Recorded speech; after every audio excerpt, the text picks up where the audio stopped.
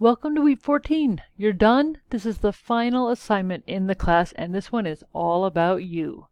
So, we've looked at a lot of different aspects of evidence-based practice. We've looked at different interventions. You all have, at this point, thoroughly evaluated a question and found the evidence to support it.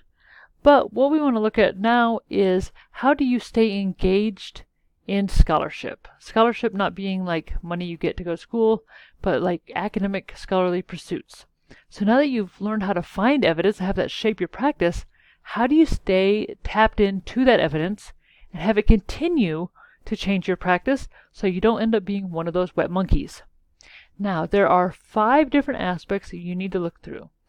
These are not based on your PICO question, and they are not even necessarily based on where you work right now.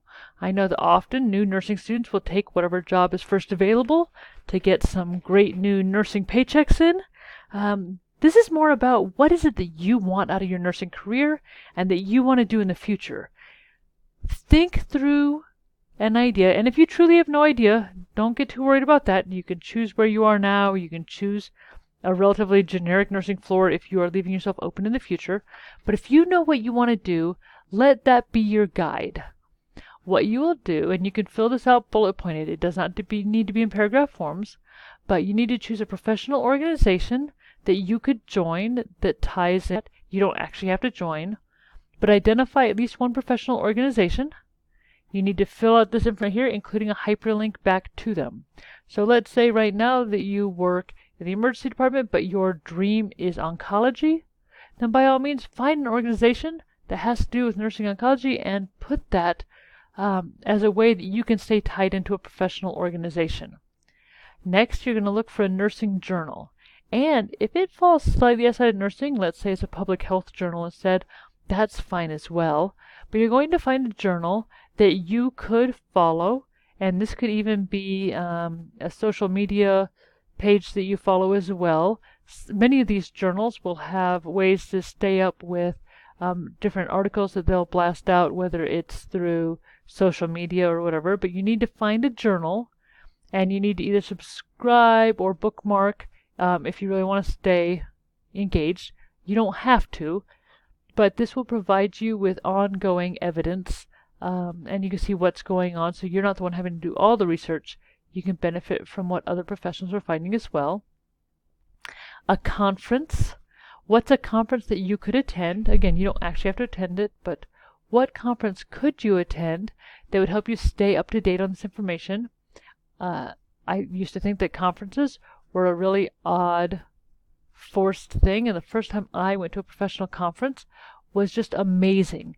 Feeling that I was among peers who had that same shared love and interest was really empowering and really motivating. And so I would encourage you that if you do find a conference to attend, to actually go check it out, especially if it's one that's affordable and nearby, because you could share some great ideas with people and stay in touch with what's happening in the field. A research team. So find a research team in the area or online that does research that ties back to what you're really interested in.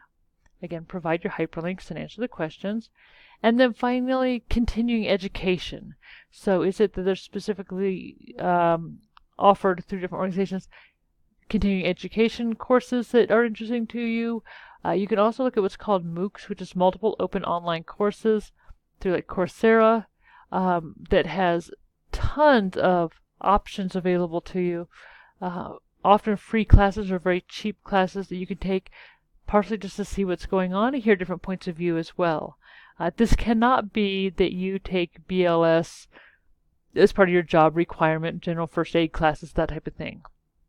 Now, some of these may overlap. You may, for example, find a professional organization that also has a nursing journal and provides conferences, and that's great. You don't have to choose a totally different organization for each one, but if you're going to mention a group such as Sigma Theta Tau, and you're going to talk about their journal and their conferences and continuing education, you still need to address each of those separately. So for example, with Sigma Theta Tau, their nursing journal, which they have 2, there are different links and different information specifically for each of those.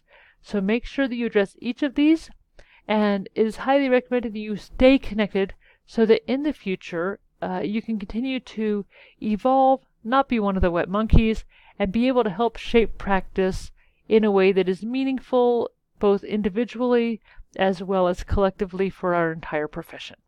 If you have any questions, please let us know.